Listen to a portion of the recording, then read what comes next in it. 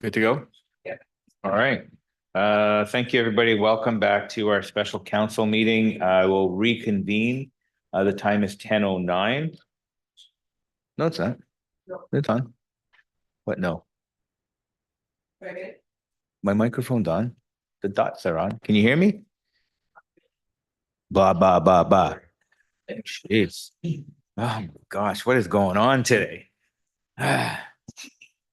Do I need to do it all over again? No? No, okay, good. As usual, I'd like to start the meeting off in a good way by acknowledging that the city of Maple Ridge carries out its business under traditional and unceded territory of the Casey First Nation and the Kwantlen First Nation. Madam Clerk, where are we at this point? Thank you, Your Worship. The only item on today's special meeting agenda is an update for the APNA Group rezoning applications on Lougheed Highway, and we'll begin with a staff presentation.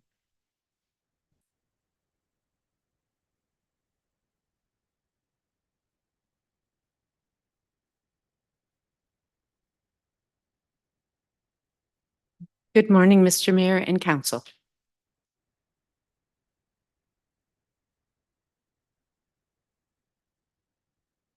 We're here today to present regarding the APNA Group rezoning applications 2023-019RZ, 2023-020RZ, and 2023-021RZ. I'm having technical difficulty. The purpose of the report today is to update Council on the changes in the proposed density to the respective rezoning applications and to seek Council's directions to staff and the developer on how to proceed with the applications based on the revised density and urban design. There's several considerations. Lougheed Highway Transit Corridor, LTCAP, is underway, and the proposed land use designations, concepts, design guidelines, park dedications, greenway locations, public realm, and engineering requirements are all under review and subject to change. The city is in the early discussions with the ministry, MOTI, and TransLink to determine the BRT's requirements for the Lougheed Highway Corridor. This includes bus station locations, road cross sections, dedication requirements, bike lane standards, and the integration of location on the transit-oriented area as per provincial legislation. Considerations. In July 2023, city staff moved for first and second readings on the respective rezoning applications. The new combined process requires more detailed information for an application to proceed to council. Upon adoption of the LTCAP, major development applications of this type will be required to provide development concepts for an entire block. Applicants will be required to demonstrate how the proposed development infills fulfill the plan's development permit design guidelines, development standards, and the vision for the area prior to proceeding to first and second readings of rezoning. Next, please. Between March 2023 and June 2nd, 2024, a total of 4 development concepts were presented to staff for their consideration. March 2023, first reading was granted to 3 rezoning applications that involved 4 properties. Whoops. At this time, the application included 3 high-rise apartments and each attached to a 6-story building with an approximate yield of 1,510 residential units and approximately 2,787 square meters of commercial space, which is approximately 30,000 square feet. The modified concept submitted in June reduces this density to approximately 50% to about 755 to 800 units. The reduction in commercial floor space area is not known because of the preliminary nature of the concept. The land use designation of the area is commercial, which permits a different character of commercial from that of downtown. This area will accommodate a more automobile, transit-oriented development, which will integrate into the new transit corridor of the Lougheed Highway. This differs from the town center, which is a more pedestrian-oriented characteristic. Next slide. This is the first concept, the three applications, the three buildings with a high-rise with a 6-story behind. Next slide. The overview of concept 1. Due to the conceptual nature of the first reading, applications are not reviewed by staff at this time, and detailed departmental comments are not provided, this being the standard procedure at that time. The development concept does not take into consideration municipal road accesses, equitable development for development potential of adjacent properties, access to adjacent sites within the same block, pedestrian routes, park dedication, design of the public realm, and access to underground parking from an internal road, and impact of the massing on adjacent land uses. In July 23, the city moved for separate first and second readings to combined first and second readings for rezoning application. At this point, substantially more detailed information is required in order for an application to proceed to council. In July 2023, the applicant submitted a revised development concept. At this time, it still consisted of 3 high-rises, but now the 6-story apartments were reconfigured and freestanding. The same density was proposed. Substantially additional surface parking was added at this time. And they added 3 proposed accesses to Lougheed Highway, which is in non-compliance of provincial policy. And an east-west lane was proposed. However, the location at this point was not supported by staff. Next slide. The development concept does not take into consideration the following points: municipal roads, equitable development potential, access to adjacent site, pedestrian routes, park dedication, design of public realm, private amenity space at grade, access to underground parking from a municipal road, and impact of massing on adjacent land uses. In January 2024, LTCAP was underway and staff had begun the preparation of urban design guidelines. At this point, we met with the applicant to discuss with them some of the dominant urban design requirements. These included a 1.5 acre park to be located within the block. The location was yet to be determined. Conceptual development plan for the entire block would be required to be provided by the applicant. Both an east-west as well as a north-south mid-block pedestrian greenway corridors are to be provided. Staff sought to see the retention of some significant trees.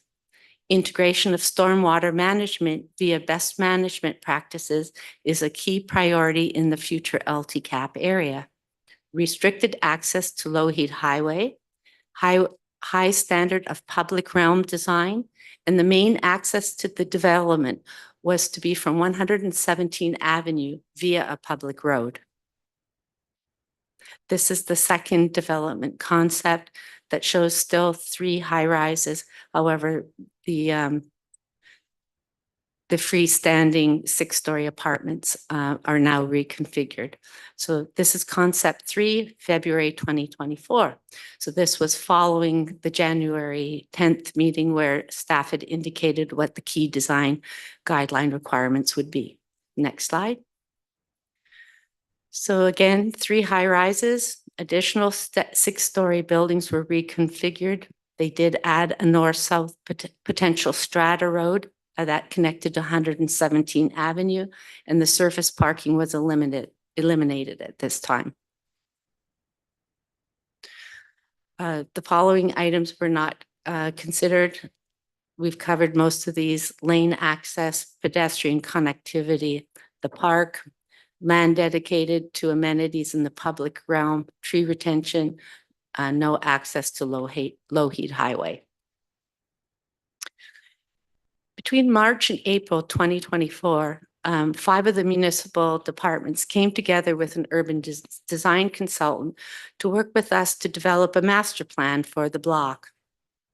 The purpose of this exercise was to consider the applicant's priorities and objectives and to match these with the city's vision for the area and the key design parameters that were shared on January 10th. Next slide, please.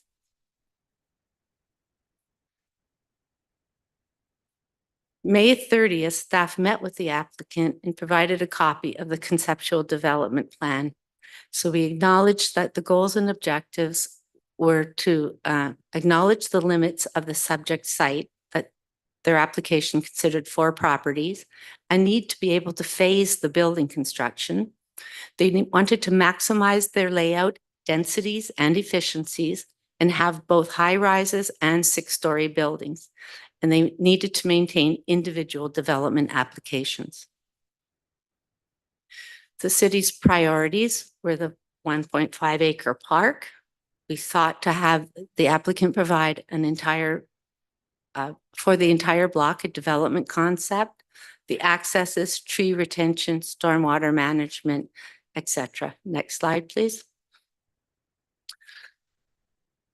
The city's proposed conceptual development accommodated most of these priorities.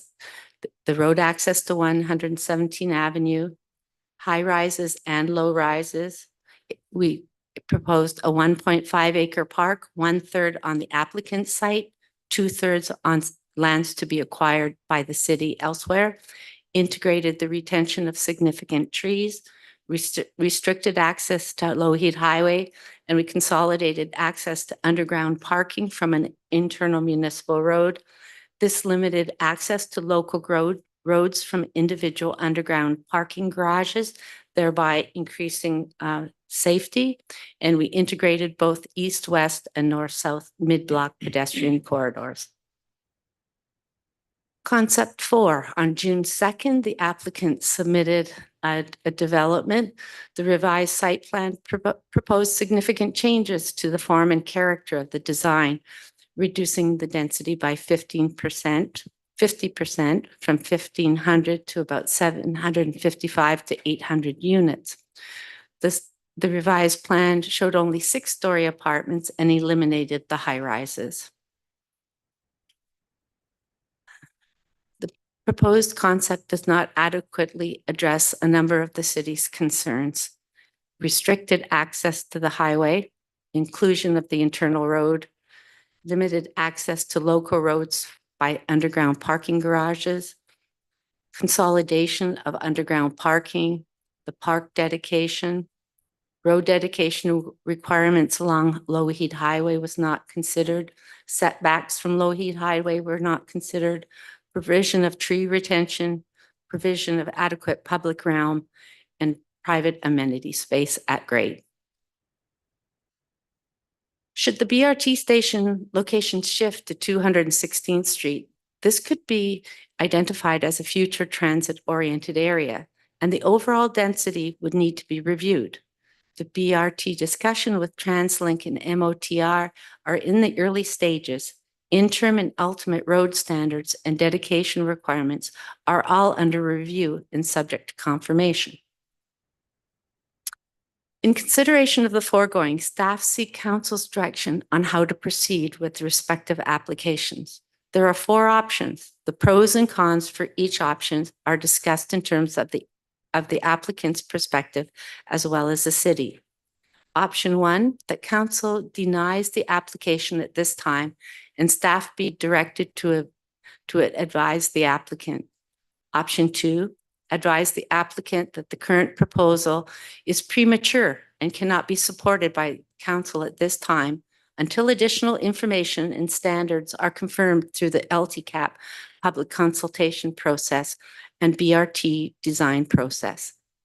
Options 3, direct staff to work alongside of the developer to reconsider and revise the layout to better address the city's vision and the intermediate area by incorporating the city's urban design and engineering requirements through the refinement and enhancement of design elements.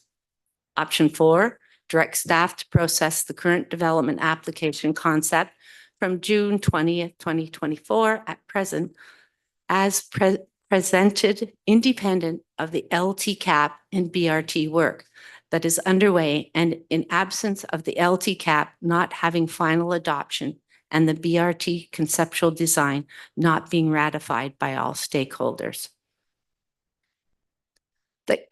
Option one, the pros and cons from the applicant's perspective is that this would allow them to save time and money in professional consulting fees by limiting the number of revisions. However, the negatives that they will incur increased carrying costs, delay in getting finished product to market. They will be exposed to the new DCC rates and the revised BC building code. And the fact that the city would request to have the 3 applications consolidated into one could create complications for their financing. Next slide. The pros and cons from the perspective of the city of Maple Ridge, it allows staff adequate time in regards to assembling planning, parks, and engineering requirements. Similarly, to negotiate park acquisition, it would give us the opportunity to provide comprehensive comments in context with all available information. Staff can better integrate the volume of the work into their departmental workflows. Consolidation of the 3 applications allows for a more comprehensive and innovation in the design. The con, the city would experience a delay in having new housing come to market. Option 2. Next slide. Option 2 has the same pros and cons. So option 2 would advise the applicant that the current proposal is premature and cannot be supported by council at this time until additional information and standards are confirmed through the LTCAP public consultation process and BRT design. Next slide. Option 3, direct staff to work alongside of the developer to reconsider and revise the layout to better address the city's vision for the immediate area by incorporating the city's urban design and engineering requirements through the refinement and enhancement of design elements. The 3 pros are the same as previous. The cons is that it may still involve the applicant having to assume dedication at the maximum estimated Lougheed Highway road dedication requirement to address all stakeholder agency requirements for BRT in the design concept.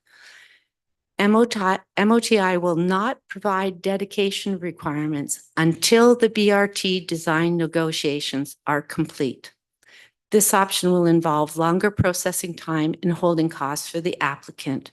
Again, they will proceed under new DCC's BC Building Code, and the fact that they may have to consolidate the applications may cause difficulty in their financing. Next slide. For the city, this would allow us to, again, consolidate all the infrastructure requirements and design requirements. And I'll move on to item 3. Staff are able to better integrate the workload into their workflows. The cons is that in absence of LTCAP and BRT and preliminary negotiations not being complete, it's a challenge for staff to provide guidance to the applicant without having all the standards and directives known from the outside agencies. This option will involve delays in the flow of information regarding engineering standards as a result of BRT, and it will affect the density requirements as a result of defining the area boundaries as a TOA. This contributes to challenging timelines and dealing with the applicant's expectation in regard to city response times. Next slide. Option 4, direct staff to process the current development application. Oh, did we miss one? The city's pros is, Okay, thank you. Direct staff to process the current development application concept from June 20th, 2024, as presented independent of LTCAP and BRT work that is underway, and in absence of the LTCAP not having final adoption and the BRT conceptual design not being ratified by stakeholders. Although it's not feasible for the applicant to make a building permit application in December 2024, due to the time required to prepare in sequence a development permit drawings, have them approved, and then produce completed building permit drawings in compliance with the city's accepted policy. This option may still offer a more expedient opportunity for the project to be approved, but it's not possible by industry standards to have the application building permit submitted by December 2024. The applicant would be benefited by getting units to the market at an earlier opportunity. And the applicant may have reduced carrying costs on the application because if the municipality expedited this development application. The cons is that the applicant will still need to work with the city to address in the lease the minimum acceptable road access dedications, park requirements, tree retention, landscape, public realm design, and the impact on adjacent land uses.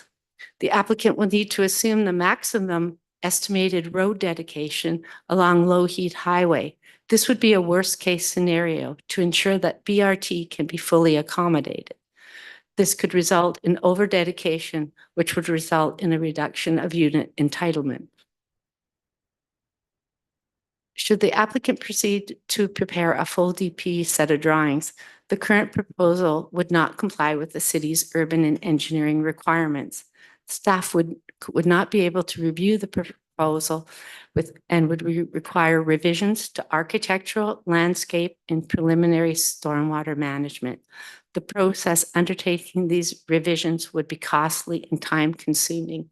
In essence, it would take about 7 months in order for the applicant to be able to prepare a development permit applications, 4 months to prepare that, and 3 months in order for staff to respond. At that point, the developer would have to prepare their second submission for a development permit, which would put us into January 2025. The bottom line is that a building permit would not be able to be made considered normal industry standards till the fall of 2025. The project would have to proceed under the new DCCs and the revised BC Building Code. Note that the building permits would need to be issued within a year of the DCC rates being established. Next slide, please. The city's perspective. The development would create a substantial number of market-oriented multifamily units, and this count would be able to be applied to the provincial housing targets that have been set for the cities. The cons, the June 2nd proposal still does not comply and fulfill a lot of the outstanding requirements that are not known at this time.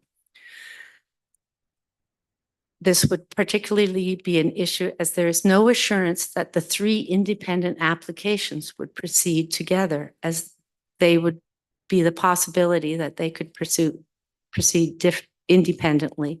LTCAP status of the TOA is not known at this time, and will have mandatory density and urban design criteria associated with it, but there will be some flexibility. Negotiations have just commenced with TransLink in reviewing the bus stop locations. The most recent proposal's density may not fully meet the TOA requirements once the province has set these standards. LTCAP, as well as the vision and urban design guidelines that will guide the development for the area, have not yet been established and adopted by council. Next slide. The 2 unknowns are associated with the BRT that will impact the site. The location of the bus stations will impact the required road dedications in the immediate vicinity, and the actual design of the road cross sections will also be impacted. The option does not fulfill the city's current urban design and engineering requirements. Considering the above four major design parameters being unknown currently, it's feasible that the applicant does not have any advantage or benefit in expediting their application. It may be simpler and more cost-effective to process the application concurrently when the findings are known. To assist the applicant in expediting this application, staff would need to give this project priority, and this would involve reallocation of staff resources. There's no rental or affordable housing units proposed at this time, despite council's policy on demolition of rental housing and mobile home parks. Current site design proposed traffic circulation that would have a high impact on adjacent land uses. This approach creates a challenging work environment for staff as they are being asked to provide development guidance on an application in absence of known development standards. The purpose of the report is to update council on these changes in the proposed density in respective zoning applications and to seek council's direction to staff and the developer on how to proceed with the application based on the revised densities. The changes are that the application has been reduced in density by 50% from 1,510 to 755 to 800 units. The commercial area at this point, we believe, remains unchanged. The proposal eliminates the high-rise component that was contained in the original proposal. On June 2nd, the proposal does not address numerous urban design components that are being envisioned in the LTCAP. These include the integration of a neighborhood park, provision of an internal municipal road that would result in the consolidation of accesses to underground parking, which is main access to the block via 117 Avenue, integration of mid-block pedestrian corridors, east and west, north and south, and to integrate these with the well-defined public realm, tree preservation, potential of the site being a TOA, and how the design would relate to the proximity of a BRT bus station, limit vehicular access from local streets to underground parking. LTCAP is underway, and the known standards in regards to concepts of design guidelines, parks, greenways, public realm, engineering are all underway and subject to change. MOTI, TransLink, and the city have yet to determine the BRT bus rapid transit requirements for the Lougheed Highway. These include the bus station location, road cross sections and dedications, bike lanes, and the integration and location of the TOA. Next slide. The recommendation that staff be directed to proceed according to options 1, 2, 3, or 4.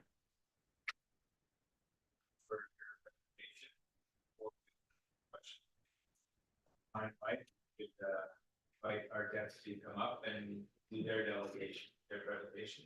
Come on up.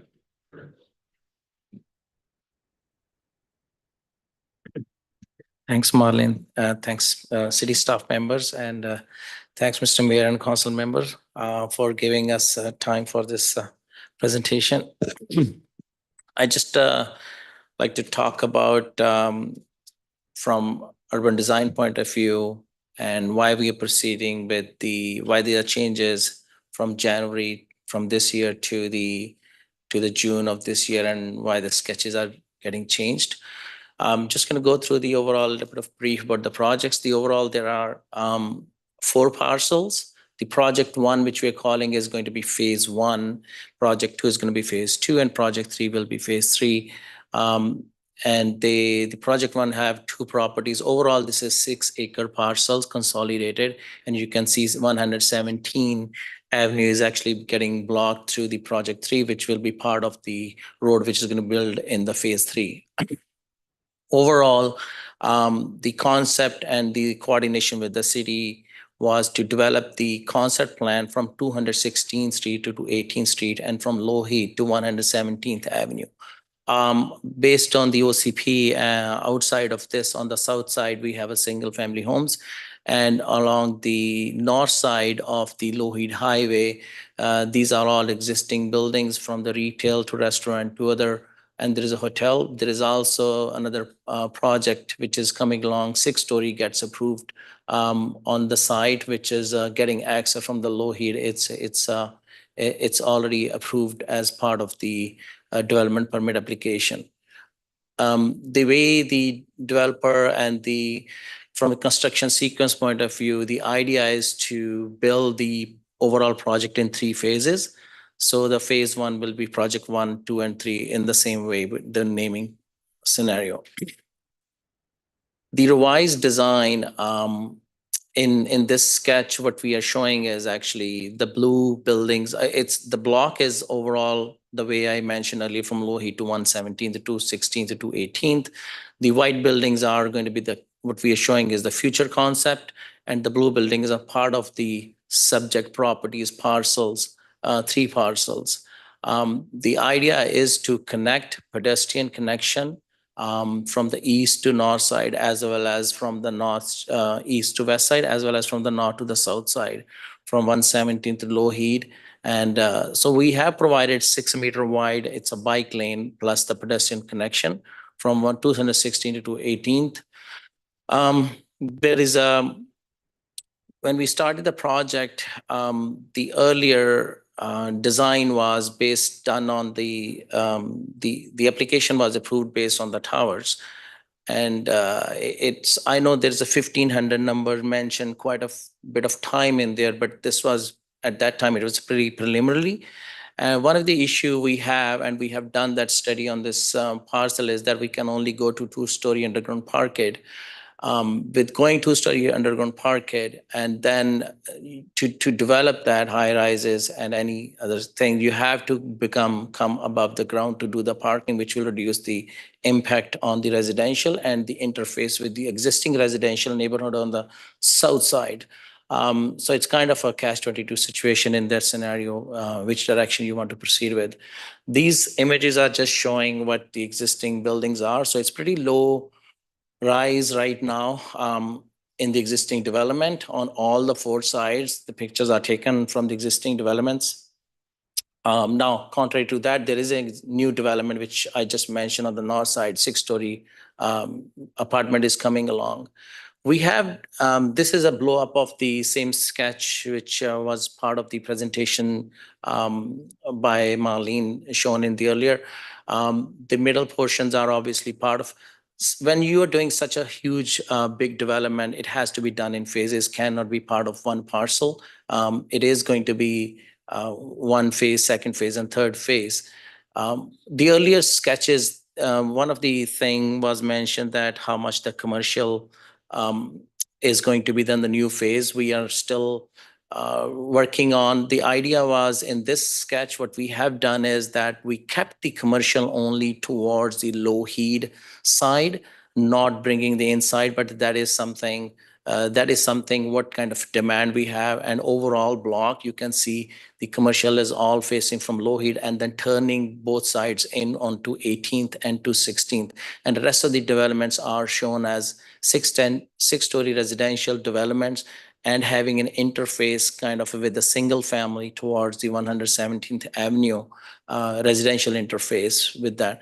We have provided, as mentioned, the 6-meter wide lane going and which can be in scenarios in case of which we will be working with the code consultant, everything. We may actually have to use it for fire access for the buildings too.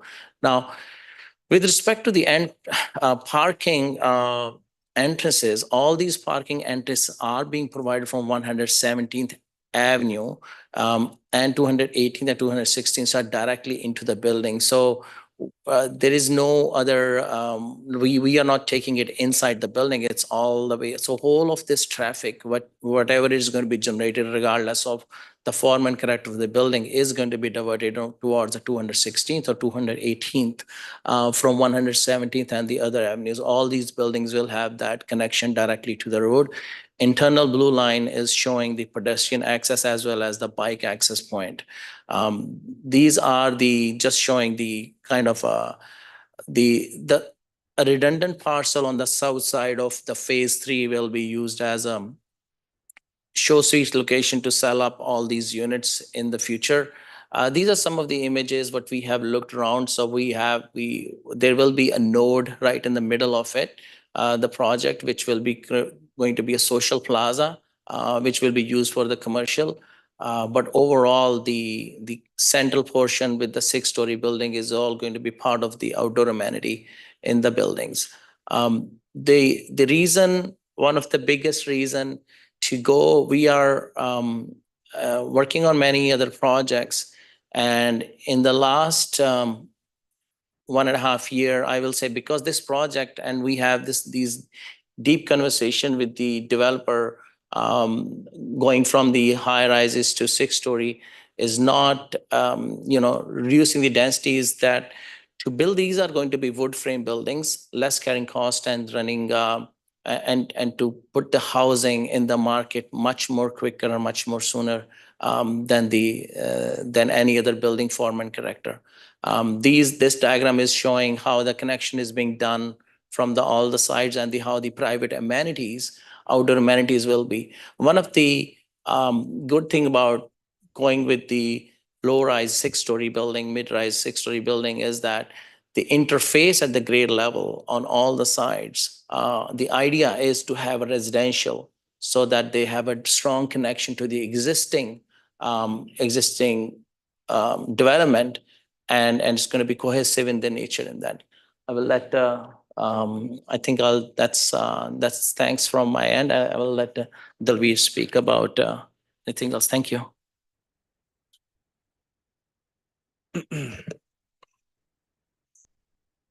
Hello? Sorry, just want to be mindful of time. If you can keep it down to about 2 or 3 minutes, you've Yeah. got time. That's the plan.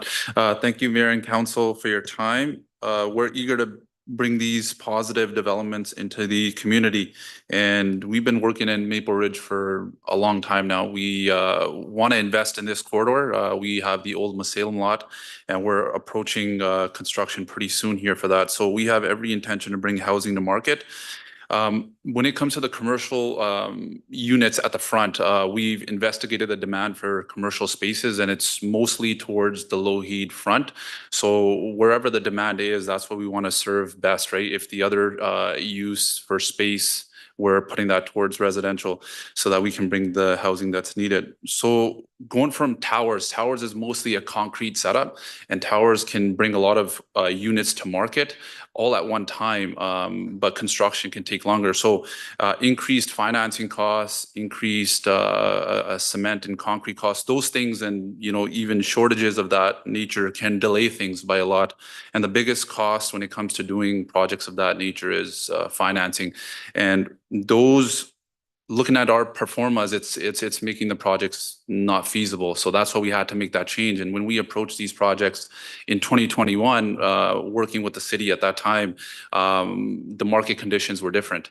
And now we're 3 to 4 years into these projects. We were hoping to get moving on these projects much sooner, but now we're 3 to 4 years into these projects, and now we have to adjust. And we know that the city and the province and Canada as a whole needs the housing that it needs, and the cities have their housing targets. So we want to help achieve those.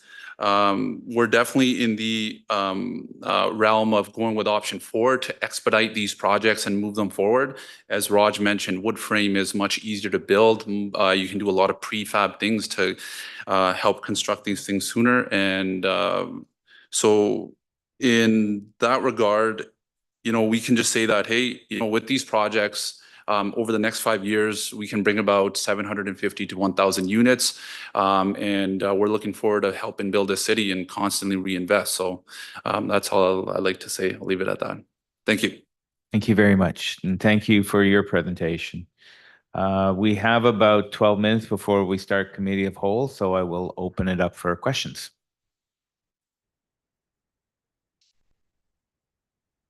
Not seeing any questions, Councillor Carreras.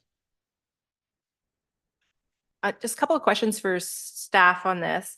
In the 4 different options, I'm wondering if I can get some clarity between option 2 and option 3. They almost seem like they should be one option. I'm not sure what the differences are between 2 and 3.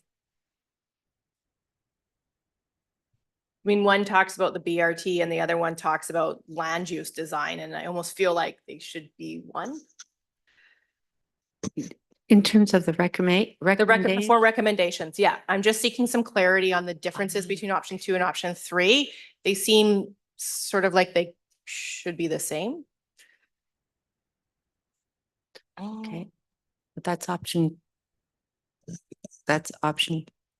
2. Yeah, so option 2 talks about the BRT and LCAP. And then option 3 talks about the city's urban design and engineering requirements. And I'm just wondering why the 2 are separated, because should they not be this like one recommendation that has the LRT, the BRT and city's urban design incorporated? May I see option 4? Option 4 is the go ahead with it right now. And option 1 is the to say no to it right now. Okay, so option 3 is that we would proceed with the developer to move the project forward. And as the information came available, we would continue to work alongside of them. Option 4, please. No, option 2 and option 3. Oh, I'm sorry, my Yeah. apologies. I'm just trying to figure out what is the actual difference between option 2 and option 3. They both sort of feel like we're working with the developer. The one is option 2 would pause the application until the information came available. Option 3, we would continue to move the application through the process. So the in option 3 we would be able to move the engineering reports through the process, and we could work on some conceptual designs of working on the building and working out such things as park location and road accesses. Okay. Is there a path forward of doing both of those? There is. Option 2 would be more productive. Option 3 would create a more difficult working environment for the applicant and for staff, because any developer would wish to press forward and move the application forward, but there would be stumbling blocks there would be more stumbling blocks in option 3. Okay. Just 2 other questions quickly. I've heard some different things, and I just want to confirm about the access to Lougheed Highway. There is access being proposed from the development to Lougheed Highway, or there isn't access onto Lougheed Highway proposed by the developer? I would actually need to ask the developer that question now, because the drawings have shown several different Okay. concepts. Yeah, because I just heard 2 things, so I just. Yeah, maybe it's visually looks a little bit different, but we are not proposing. We want, when we started the project, we did request that we, for all 3 projects, to build that, it's much easier to get one access, and then we don't need to loop it around. But right now, our current plan does not show that, but any access from the Lougheed. Yeah, just to kind of add to Roger's point, the application that's already under construction right now, just north of our site, that one has access off Lougheed. Our projects are different. They're separate applications, and we're working and doing everything we can to work with staff over the past few years to make these projects happen sooner. And then we were told that no access is going to be given off Lougheed, so we found other ways to move around. And even to the point where we had to show a road just off one of our sites just to give it access. The city was telling us to, buy certain properties just to bring access, and we just couldn't, right? We can't just buy everything, right? And nor will people sell. So at loss, we have to put all of our accesses off 117 Avenue, although we would like to have one access if possible for one of our sites on 217, because it has no backing. Had we not had the neighboring sites, we would not have been able to give that project access that it needed. Just to say that the project to the north under construction right now has access off Lougheed. Thank you. And I think we don't have sort of say and control over what happens off Lougheed Highway. I think that's Modi's control. And then just one other quick question.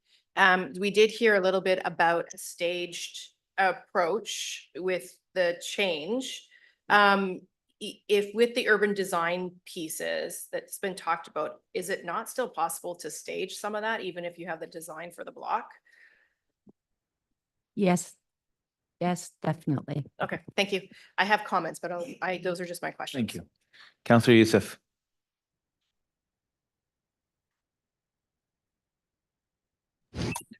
Thank you, Mr. Chair. It's, sorry about the delay, just getting through the technical bit of it. This is a difficult one, as this is a significant development and project that we've been looking forward to seeing come about and bring the much needed housing and density, not only along the Lougheed corridor, but all throughout the municipality, as the number of units being proposed, or what that was being proposed, would assist us in providing that housing for our community. Now, looking at all the variables that we're facing, be it the BRT, road dedication requirements from MOTI, as well as, of course, the Fraser River Escarpment review. It is quite a difficult consideration. So with that in mind, through you to staff, Mr. Chair, would the reduction from towers to 6 stories at the first stage be something that we can work with, given that we don't have complete line of sight on where the Fraser Escarpment review will allow, and then, of course, coupling that with the geotechnical study on the particular site?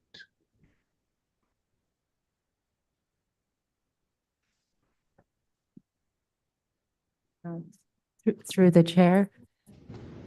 We currently have the Fraser River Escarpment Policy, which lays out the preliminary criteria for the geotechnical report.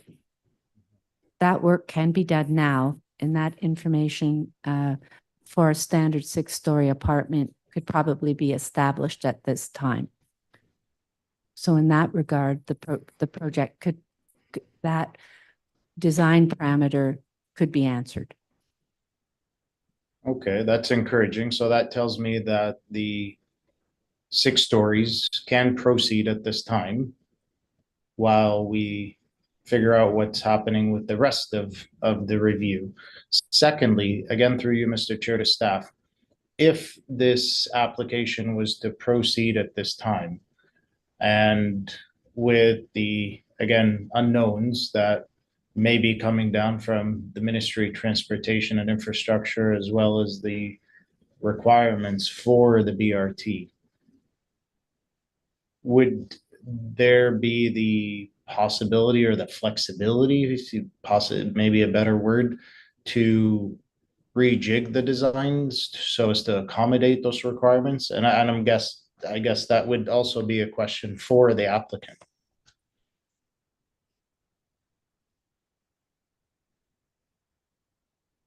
Yeah, go ahead. The key focus in regards to the urban design standard and the road patterns relate more to LTCAP than BRT.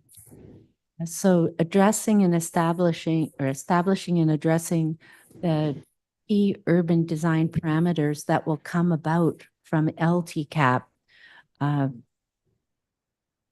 will influence the configuration of the buildings and the road requirements more significantly than anything from the BRT. Okay, so through you, Mr. Chair, with that, will the LTCAP, will there be flexibility? Again, the question still stands.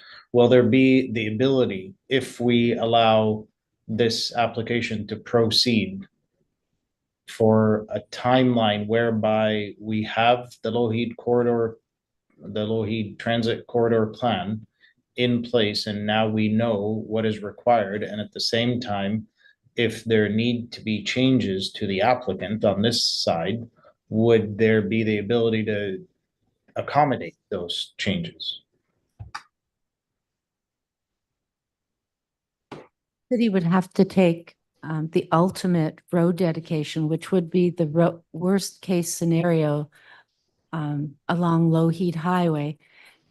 And another critical point is to consider is that MOTI will not provide their comments on the road dedication requirements until such time as the BRT negotiations are preliminary negotiations are completed. Through you, Mr. Chair, to staff, do we have any kind of timeline on when those negotiations will be completed and or when we will have a better picture of the requirements for the Low Heat Transit Corridor Plan? Mr. Hartman. Thank you, Worship, to yourself, members of council. That work is currently ongoing. Again, some of this is out of our control with respect to TransLink and MOTI, but those conversations are continuing. It's probably not until the end of the fourth quarter where we're going to get some idea of semblance. That seems to be TransLink's timeline with Modi. Again, keep in mind that you do have a provincial election upon us and you do have a federal election next year as well. So what that impact looks like, we're not completely clear, but I don't think that you're going to have a clear line of sight on cross-section requirements until at least at the very earliest, the end of the fourth quarter 24. Understood. Thank you for that. And hearing what we heard earlier from the applicant about the time crunch and the financial implications of holding off any further, that's a damper, if you will. Lastly, through you, Mr. Chair, to the applicant, if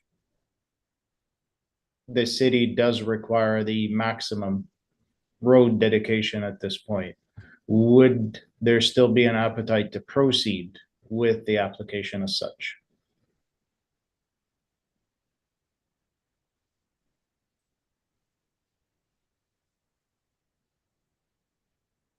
To council and mayor, knowing what the dedication would be, we can definitely explore that, and we're eager to move forward as quickly as possible. And we're always looking forward to all this information that we can get.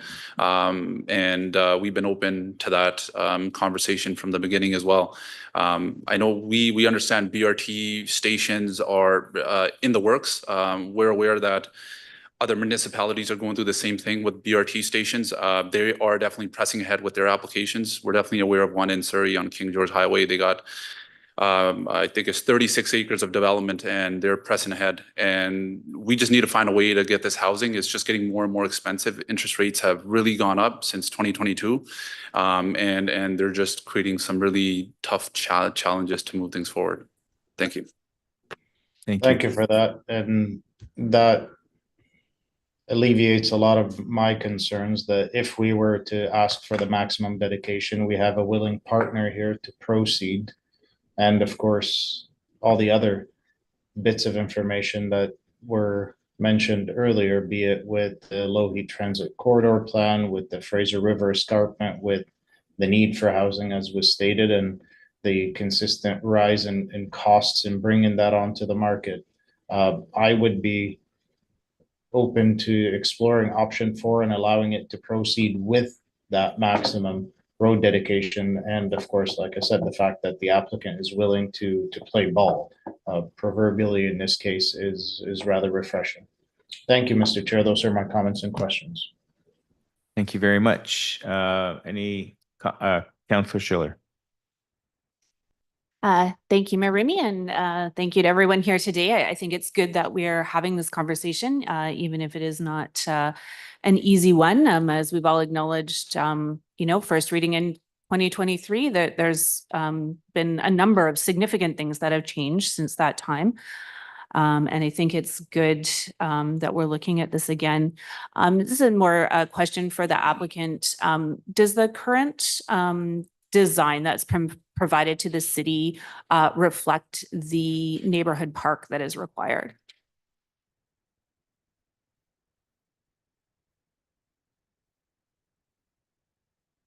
The neighborhood park, thank you for that question. The neighborhood park was never a requirement to begin with. That's something that got dropped on us just early this year. it was primarily driven by such increased density that it was told to us. If it was brought up to us back in 2022 or 2021 when we were exploring these projects, that wasn't the case. And we know LTCAP was taken back to staff to provide more commercial. There was no indications of parks or anything of that nature, and that too for this block. But we tried to maneuver and find ways to work it. It's just the financial viability of the projects just don't work if we're dedicating a park.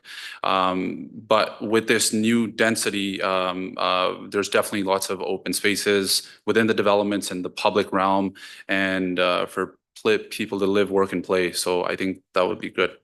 Thank you. Thank you for that information. And yeah, I certainly appreciate that much has changed since 2021, 2022. And I just, this is a struggle because there just seems to be a significant gap between the proposal that we have and where I think that, as a community, we are trying to go. I think that the concept plan that staff have provided is in line with the direction of council, as well as other trends around density, around transit-oriented developments. So I'm struggling with that gap, and I'll just take a moment to think about that. Thank you. Thank you. Councillor Duick. Thank you, Mr. Mayor. Thank you for the presentation, both from staff and the applicant.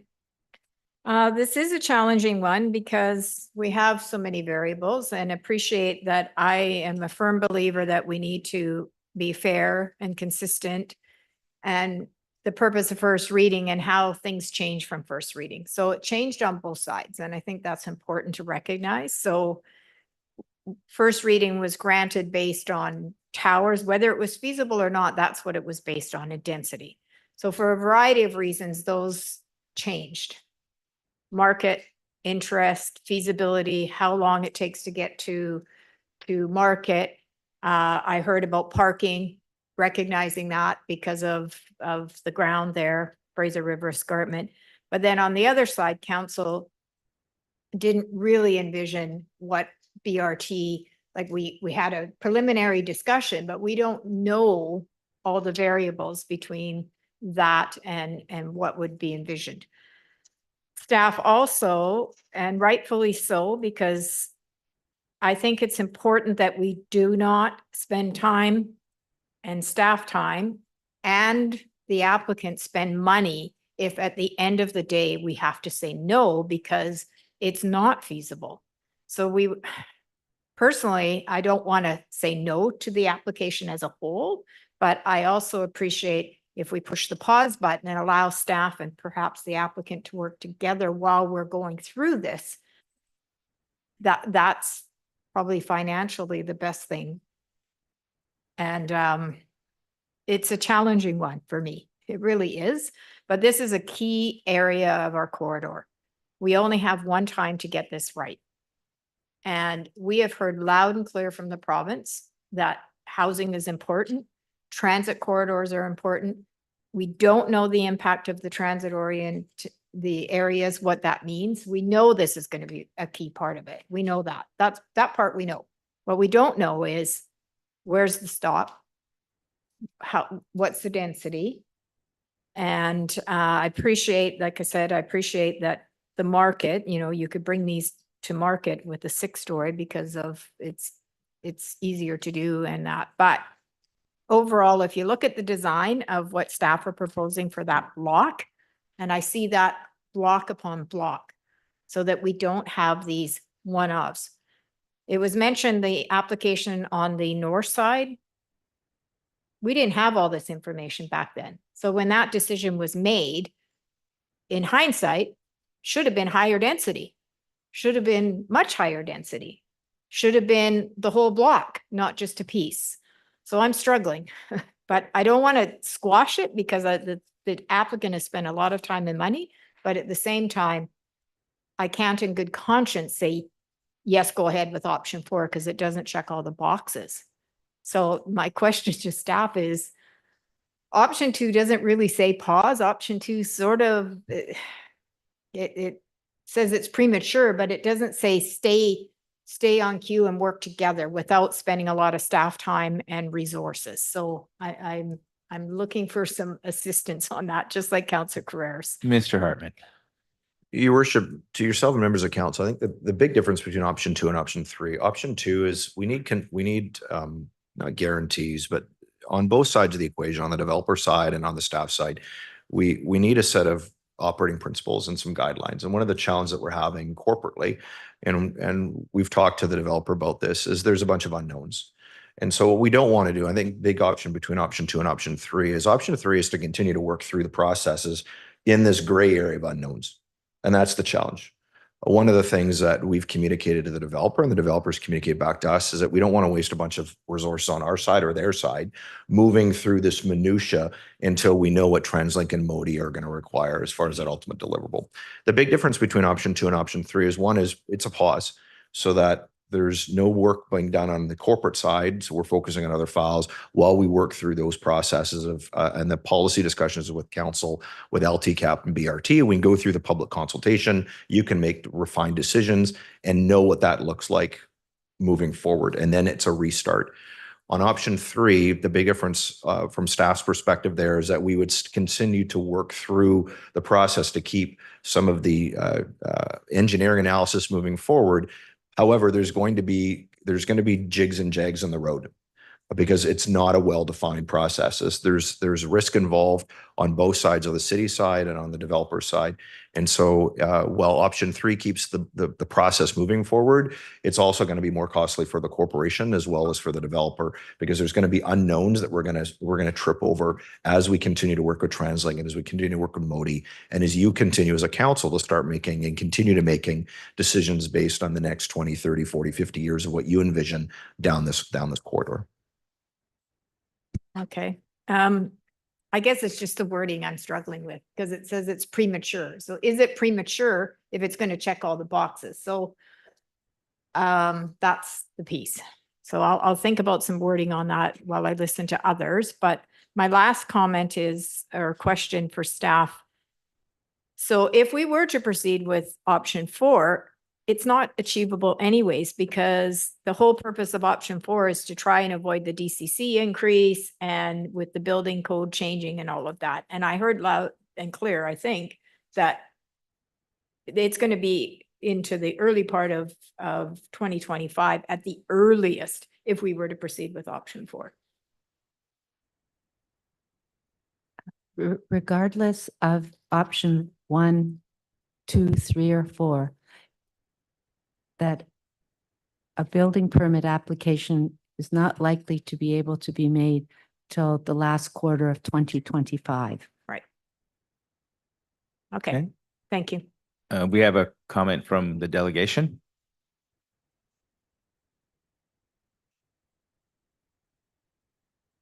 To Council and Mayor, so for the approvals, we're going to do our best effort to meet those deadlines that are fast approaching.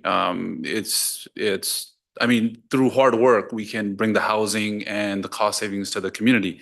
And I feel like we have to try everything that we can to do that. And we have been. So we want to put that best foot forward. And we think we could have that chance to, save those DCCs and be in before the new BC code change.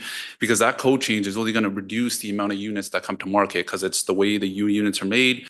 And the amount of units are going to be less, even though the square footage of the building is going to be the same. Again, more cost to the project, less units that come out of it as an end result. So we're going to put our best foot forward and, we hope the city will as well. In terms of 6-story or higher density, I mean, anything higher than 6-story is just not going to work. I'll say this, we're in a public setting. This is a live stream setting.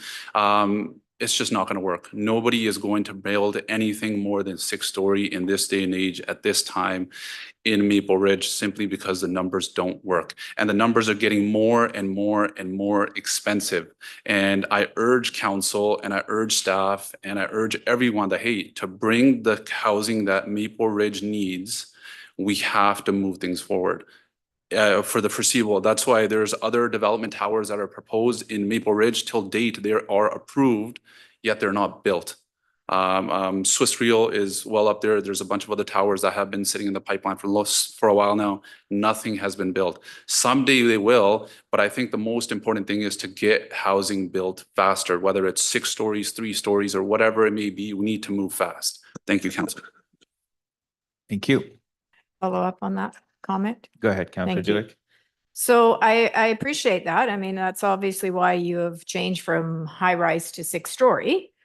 The challenge is if we signal option 4 and then we find out we need a piece of land for the BRT or transit oriented area, how do we change that midstream and after all that money is spent to bring those proposals together? So I can't in good conscience do that because what I'm saying is that the city is willing to waste the resources and the applicant's financial abilities on a project that may have to change once we get this information. So that's the struggle. Thanks. Thank you. Councillor Doze. Thank you very much, Your Worship. Thank you very much also to staff for the effort put in preparing the report. And most importantly, thank you to you gentlemen for having this proposal for our city. When this project was introduced here, it was a dream project for someone like me. And I supported it wholeheartedly, believing that we're going to have those towers come to Maple Ridge. And I was already singing my song saying that things are working. But now I think I'm left more confused than I was when we first started. Because my preliminary understanding is that a study must have been done for a developer to come up with that proposal, that we're going to have some towers here. I'm sure that there must be some very basic fundamental preliminary studies. On the basis of that decision, this proposal was brought forward to us. And when I supported it initially, I was hoping for that. Now, between the time we approved that, quote and unquote, the first reading, and now, a lot of things have happened, and there has been so many unknowns thrown to it. I wanted the developer to please let me know if they understand, their understanding of what is going on here now is the same as mine. Because what I'm understanding is that we have a BRT system that nobody knows what it's going to look like when it is proposed or defined or designed. Nobody has any idea what it is going to be like. We also have an MOTI aspect of the puzzle that nobody has a clue what it's going to turn out to be. We also have the Fraser River encampment situation that we have to deal with. All these things are capable of turning the project upside down at any point in time, depending on the way they went. Is that your understanding? Because that is my understanding. If that is your understanding, can you let me understand why we think, or you think that it is a business, a feasible business to move ahead with all these unknowns? Because I'm ready to support it if it made sense to me. I cannot, in all good conscience, vote for you and the interest of the people of Maple Ridge, ask you to go ahead and spend money on something I do not have a clue how it's going to turn out. My position at this time is that I don't understand how these things are going to work out. These 3 basic fundamental issues that will affect the project can make or mar the project. So my question is, do you understand it the way I understand it at this point? If you do, why do you think that it is feasible? Because for me, it doesn't look feasible to me. For this reason, I'm going for option 2 in the sense that I love this project. I want it to go on. But because I don't have all the information I need to say yes to it, I'd rather hold it until all those information are made available to me. Then I will look at it vis-a-vis what the project is all about and know whether it's going to go on or not. So for me at this time, given the fact that I have too many unknowns that I don't understand where they are going, Your Worship, sir, I'm saying that I'm inclined to option 2, that this project should be paused until we have enough information to make decision. Thank you very much. Thank you. Come on up.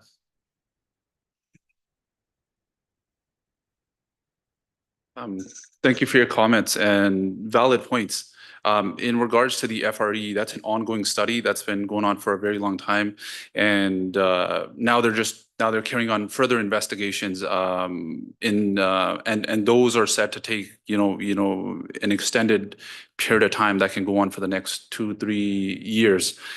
So staff, they've given us indication that, applications can move forward for the current city policies and the geotechnical findings are aligned with those policies. So from that geotechnical perspective, we can carry forward. In terms of the BRT, there are dedications, and those dedications in terms of the ultimate were shared. And now if there's further, dedications those can be discussed as well if they were to be at their ultimate. Aside from that, the applications, when they were brought on, we were working on with the city for a while, and then it came to council in 2023. The market conditions were still okay. And the towers is seemingly going to come to market, a couple years or more years after the fact.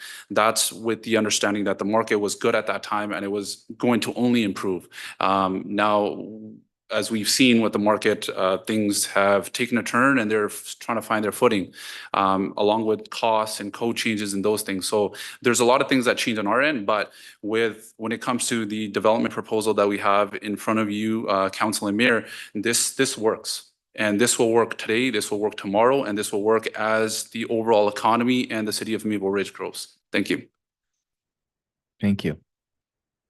Go ahead, Councilor Dode.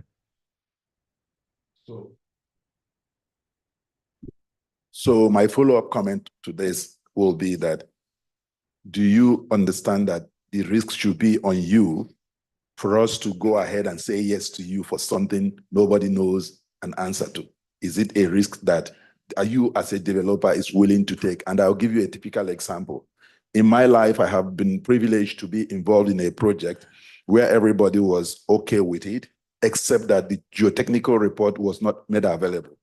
By the time that report came up, the project was turned upside down.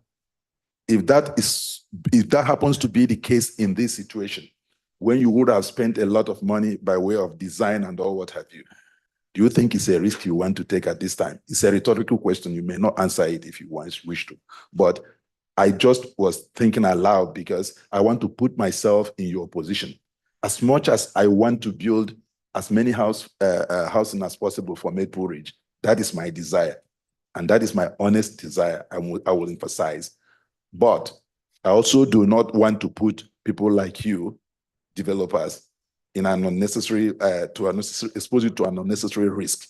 For as long as you know what we are talking about, for me, in all good conscience, I'm not going to put you in that position. I just want us to know that I still stand on this option too, that rather than put you in a position where maybe by mistake or something, you didn't take it into account when you are making decisions, but it is clear to me that I don't have enough information. If I were in your shoes to make this decision, I will say no to it.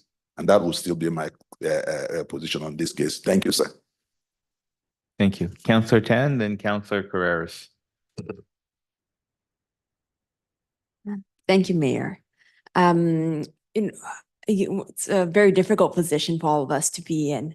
I appreciate a few things that the developer has told us, that like high rises, which is what the council is pushing for and which is what our plan is pushing for, just don't pencil right now.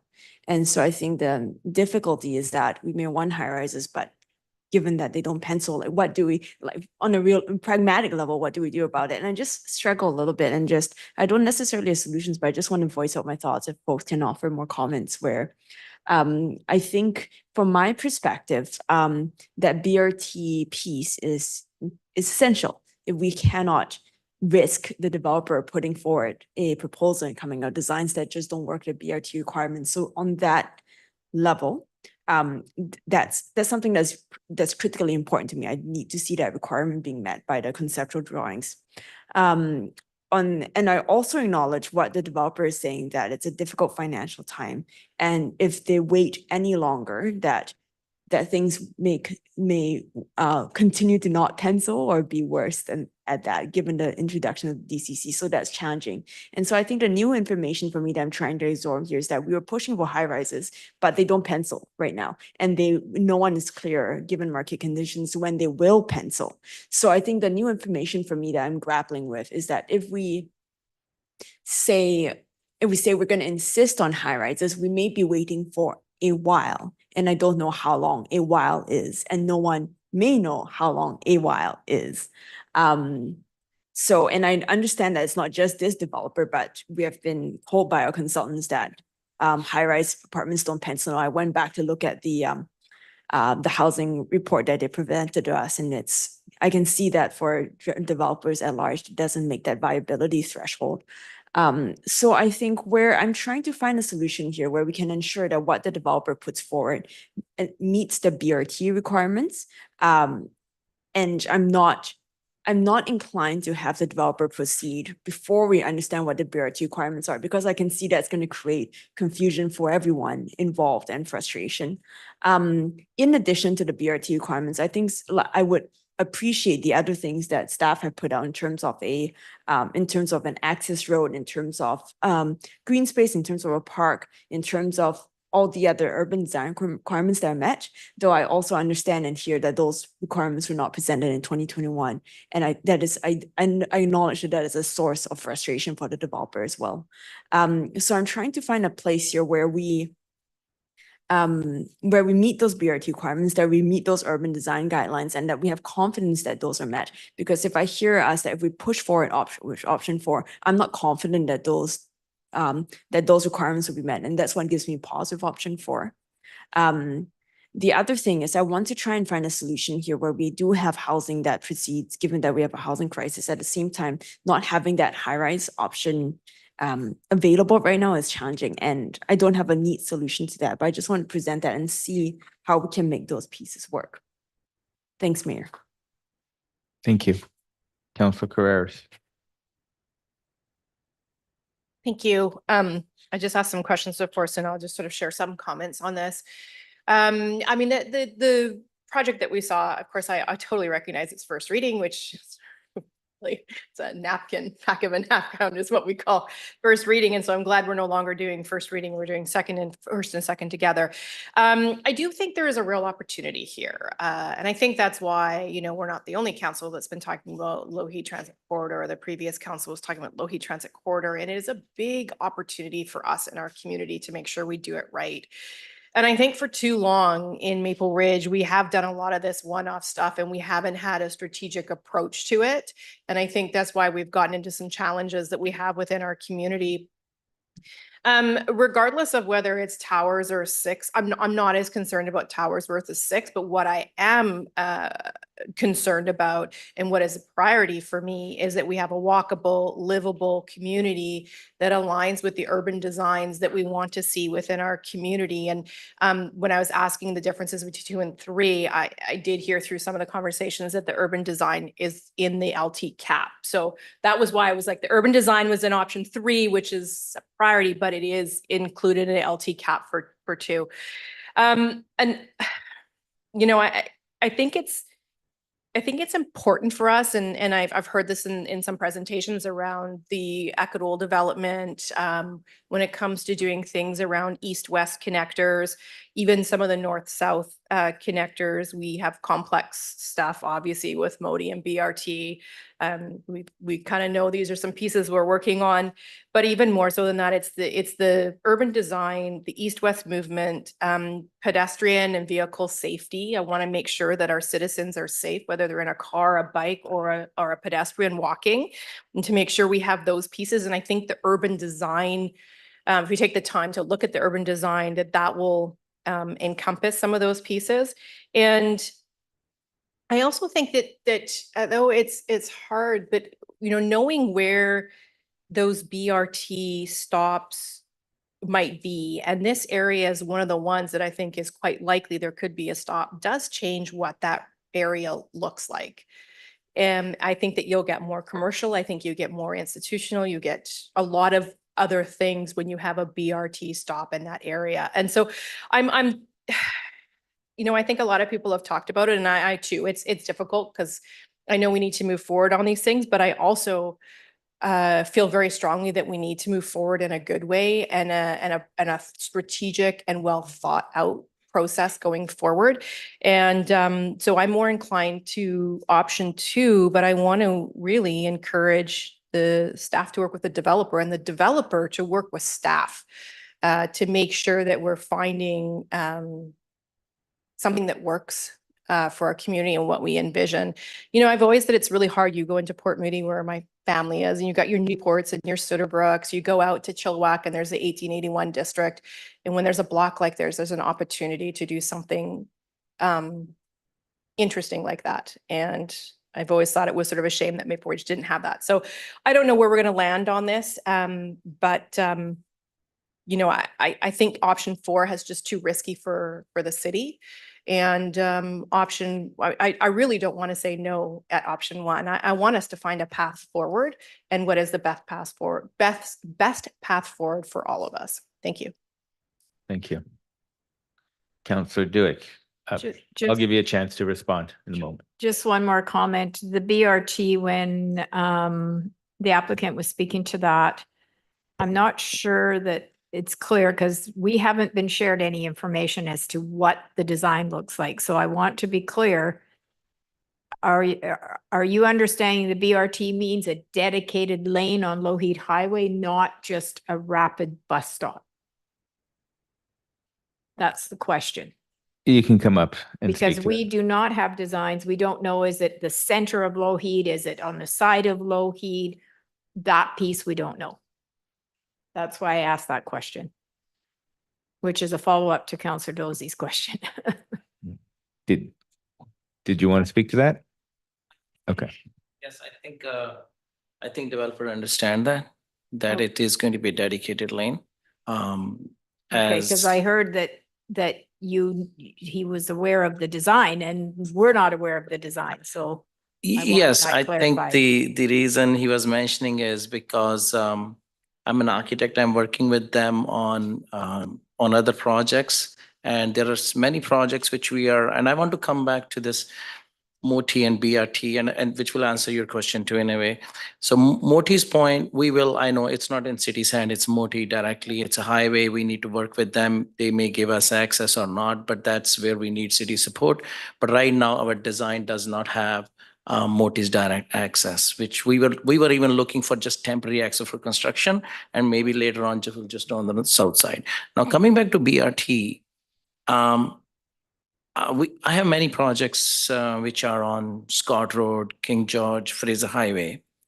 And one of the things other municipality, and in this case, especially City of Surrey and Township of Langley is also coming up with the 2040 plan. None of the project is getting stopped because of what's going to happen, or BRT is going to come back with a lane. Those dedications, even during the process, even the design is done, even we are near the first and second reading, even if after that, those requirements are we are being told that this is what we need and you have to do it, and we just modify our design based on that. That doesn't mean that the whole of the Lougheed Highway or wherever the BRT is going to come is going to stop the whole project. And now coming back to the point that so we have studied especially on Scott Road from Newton to what kind of BRT looks like. So it's not that the developer is fully aware exactly how much it is going to be, but we have an idea what kind of lane it is going to be and how much dedication. And especially when we already have projects approved on the northern parcel. So when they are going to design it, they're going to see where it's going to go actually on one side. Like I know on King George, it's only on one side. On Fraser Highway, the dedication is only on the south side. So it's like TransLink and the city's staff is going to work together and come up with the solution where the BRT requirement is going to be. But from our point of view, the design process should not stop. It just keeps on moving, and whatever it is, we will implement that. I think that is also developer's intention. It's not that we proceeded with it and then now it cannot go back on that. Just want to clear. Thank you. Thank you. Thank you. Seeing no, I'm going to jump in for a moment. Obviously, this is challenging for everyone here. I'm hearing comparisons to Surrey and to Maple Ridge. And unfortunately, I don't think we can make relative comparisons because our streets aren't as big as Surrey streets can be. When TransLink and the Mayor's Council voted on the two, there was a whole range of criteria that was needed. Yes, we're in a housing crisis. Yes, we need housing. Maple Ridge also needs rapid transit. We're end of line. That's equally important to us as well. We need to be careful that we don't do anything that jeopardizes that. And when it comes to Modi does have a say on the projects that are there. So when we look at the challenges that you're facing, and I totally understand those challenges, and the first reading with the tower, obviously we're all excited. We love this project. We knew at that point that we were pushing for BRT, but we didn't get it at that point. It's something that we mounted a campaign to get to. We don't want to lose that. So the question in my mind is, how do we move forward when we have a lot of unknowns, such as my colleagues have been talking about? I respect that you want to be in that situation to say, let's just move forward and let's start getting things done. I don't think it's responsible for us to do that just yet because of the variables that we just don't understand. And I don't want to be in a position where you have spent $500,000 and the project isn't going to go anywhere, because we still have to make sure that it fits into everything that we do. I would still like to see, I don't want to kill this project. I don't. Do I think that you're going to get your permits by the end of the year? I don't know if that's going to happen. We just don't have that information. So, I think it's important that you as developers and we as cities, as a city, have to realize that what our place is. Yes, we want housing. Yes, we need rapid transit. But the last thing we want to do is get you to spend all your money when we just don't have the answers. And that's frustrating for us. We've seen that happen here in the past. And it just gets messier and messier and messier. So that's a challenge. And I think that's what we're all looking at here, because, option 4 for me is not an option. We don't know. And we're trying to be honest here, as honest as we possibly can. Whether you got towers in there, whether you got 6 stories, there's ways to work around that. But until we know what that road dedication is, until we know what the LT cap is, how do we know that we're not going to further intrude on your project and make it not economically viable moving forward at that point? So that's my challenge right now. I know we're going to have to wrap it up soon. Councillor Chan. Okay. Any further comments? Seeing none. Okay. Yeah. Is there a motion? Does anyone want to put through one of the motions? Councillor Carreras. I'm happy to put number 2 on the table, but I just want to double check with Councillor Dewick. You were thinking of maybe some additional language in there. I think it was clarified when you talked about the fact that option 3 language falls under the LT cap. So The urban design piece. the urban design, thank you. I'm happy to put option 2 on the table. Option 2. Okay. Can I get a motion? Do we have a motion? Can I get a seconder for that motion? Moved by Councillor Schiller. Any comments or further questions? Councillor Schiller. Thank you, Chair.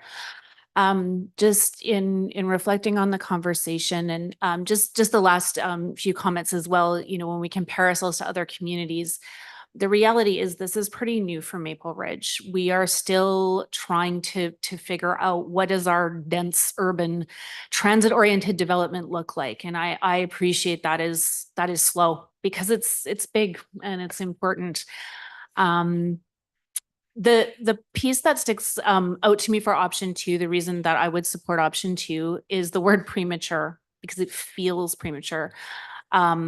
despite the work that's been done on the city side and the developer side, obviously all these designs cost money, it costs time, and yet we still don't have a proposal that meets our own current requirements. Additionally, there's other pieces that just aren't available yet. So it feels premature. That's where I stand. Thanks. Thank you. Any further comments on the motion? We've got Councillor Youssef and Councillor Duick. Thank you, Mr. Chair. It is undoubtedly a difficult decision for us to make here with all of what's been said and all the work that's already gone into it and the financial commitments that have gone into this project. While I would have loved to see this proceed in a manner that is viable for everyone and continue to work in a way to bring that housing onto the market as fast as possible, having heard the discussion and the commentary and clarifications from both staff and the applicant, I do believe that option 2 seems to be the most logical at this point in time to continue to keep the application alive, not defeat it, but at the same time, given that buffer that we need in order to get to know some of the current unknowns that are prohibiting us from moving forward. Thank you, Mr. Chair. Councillor Duick. Thank you. I believe I know the answer. I just want it on record. So by voting for option 2, it keeps the application alive, but it stays at first reading until we have this information. Mr. Hartman. Yes, that is correct. Thank you very much. Councillor Doze, followed by Councillor Tan. I just want to, thank you very much, Mr. Chair, sir. I just want to put on record the fact that I found this decision I'm making today very, very challenging and painful. Because when I was running for this position, one of the things that was very dear to my heart was housing. And each time I have to make a difficult decision like this, it pains me a lot. But the only hope I have in this one is that option 2 affords us the opportunity of holding on for some time for me to be able to have the information I need to say yes or no. And I want you to understand that it is a general consensus here for this, my colleagues, the much I have known us talk about housing and so on. We all are here ready and willing to move forward each and every development that can give us what we need in Maple Ridge. This has the prospect of giving us that. And that is why people like myself are saying that we should keep it on hold so that we can see whether we can get enough information to move it forward. But at this time, I don't have that information I need. So I will be, again, going for option 2. Thank you very much, sir. Thank you, Councillor Tan. Thank you, Mayor. It is a very difficult decision.